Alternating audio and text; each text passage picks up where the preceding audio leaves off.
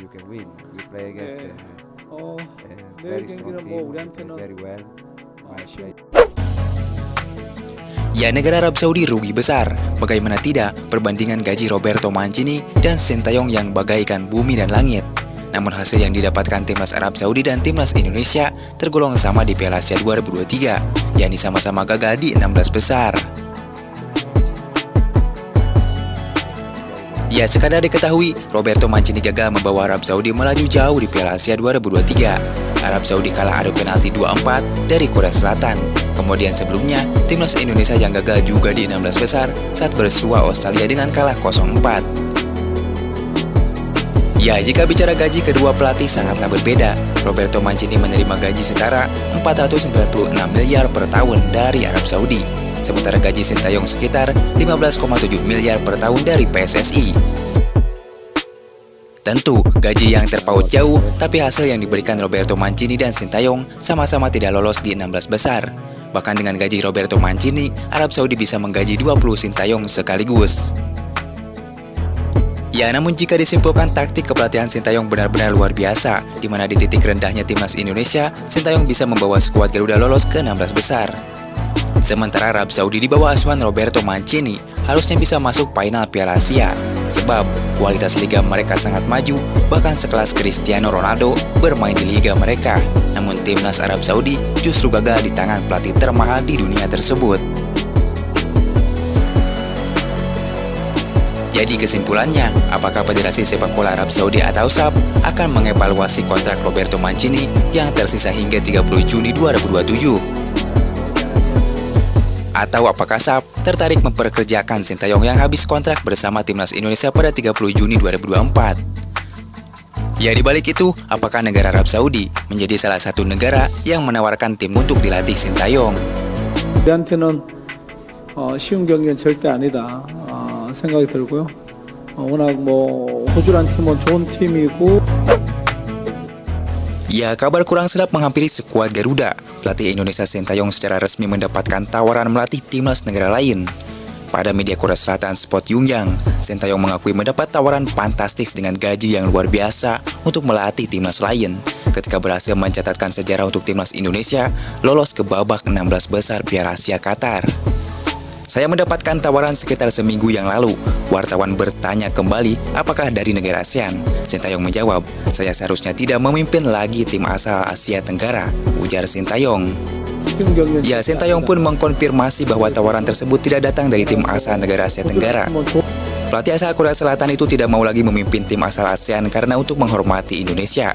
Jika Sintayong melatih negara dari negara ASEAN, Sintayong akan sering berjumpa dengan timnas Indonesia. Maka dari itu, pelatih asal Korea Selatan tersebut tidak akan melatih negara yang terletak di bagian Asia Tenggara. Jika Sintayong menerima tawaran tersebut, amat sangat disayangkan, di mana di tanah air Sintayong selalu dihujat oleh sebagian orang-orang Indonesia.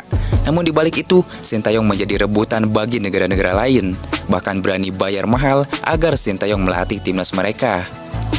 Ya, di balik itu negara lain tahu prestasi Sintayong bersama Indonesia. Mereka menganalisis kinerja Sintayong bersama skuad Garuda. Dan buktinya, Sintayong berhasil meloloskan 3 kelompok umur ke Piala Asia setelah 17 tahun lamanya Indonesia menunggu hal tersebut.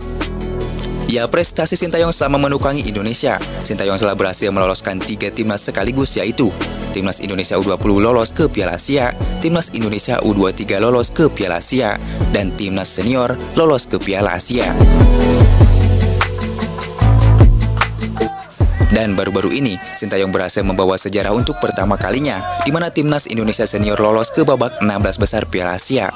Ini adalah sejarah yang tidak pernah dicapai oleh pelatih manapun yang pernah menangani Indonesia. Dan hanya Sintayonglah yang mampu membawa skuad Garuda lolos ke 16 besar Piala Asia Qatar 2023.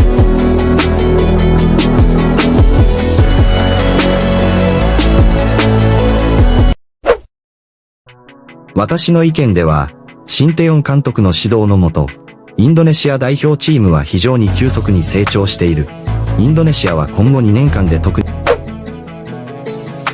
Ya, desas-desus tentang Sintayong yang mendapat tawaran dari negara lain rupanya dikomentari oleh legenda Jepang Keisuke Honda.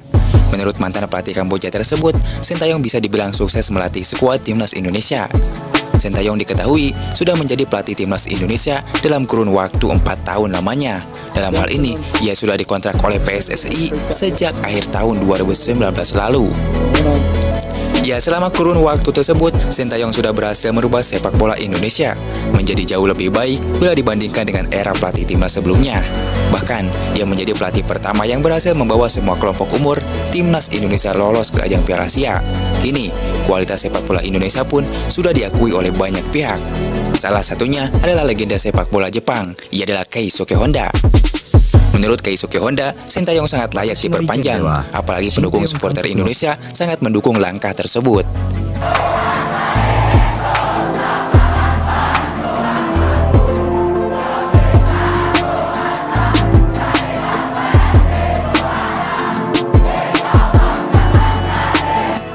Ya, mantan AC Milan tersebut bahkan secara terang-terangan memuji kualitas dari timnas Indonesia asuhan Sintayong.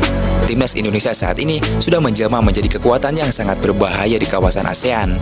Mereka sekarang sudah cukup komplit. Indonesia juga adalah tim di Asia Tenggara yang sangat berbahaya. Soal kualitas, mereka punya pemain yang lengkap, ujar Keisuke Honda dilansir dari Detao 247. Ya, lalu bagaimana tanggapanmu akan hal ini? Setujukah kamu dengan apa yang diutarakan oleh Keisuke Honda? Apakah Sintayong layak diperpanjang?